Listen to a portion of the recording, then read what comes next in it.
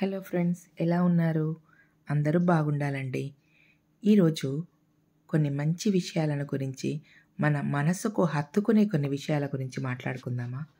అదేనండి, రామాయణం గురించి.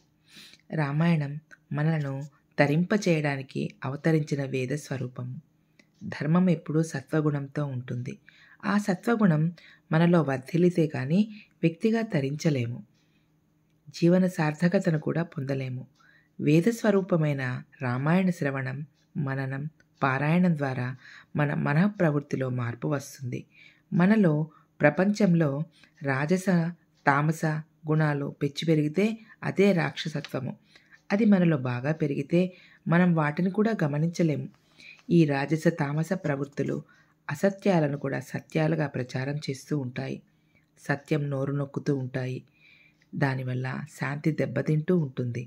అలాంటి రాజస తామస ప్రవృత్తులు తగ్గి సాత్విక ప్రవృత్తి పెరగాలంటే మహర్షులు ఇచ్చిన సద్గ్రంథాలను నిరంతరం వ్యాప్తి చేయాలి. రామచంద్రమూర్తి ధర్మమూర్తి. ధర్మం అంటే సాత్వికము.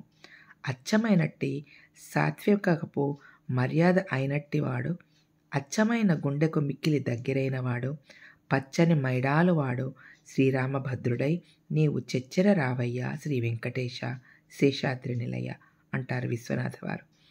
అచ్చమైనట్టి సాత్విక మర్యాద అయినట్టి వాడు శ్రీరామచంద్రమూర్తి. ఆయనకు మనం నచ్చాలంటే మన హృదయంలో అచ్చతనం ఉండాలి. అచ్చ అంటే స్వచ్ఛత, స్వచ్ఛత్వం.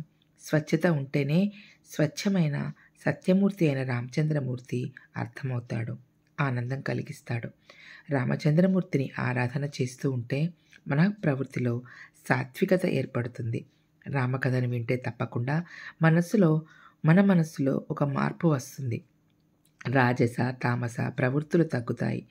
తామసంతో కూడిన అజ్ఞానము, రాజసంతో కూడిన తెంపరితనము నిగ్రహింపబడి సాత్వికమైన ధర్మము, జ్ఞానము, ప్రబుద్ధము రావాలంటే రామాయణమే ఆధారం. కలియుగ మానవులకు దిక్కు రామాయణం అని అద్భుతమైన వృత్తాంతాన్ని కూడా స్కాంద పురాణంలో చెప్పారు. రామాయణం వింటే తెలియకుండానే మన ప్రవృత్తిలో మార్పు వస్తుంది. విన్నందుకు ధన్యవాదాలు.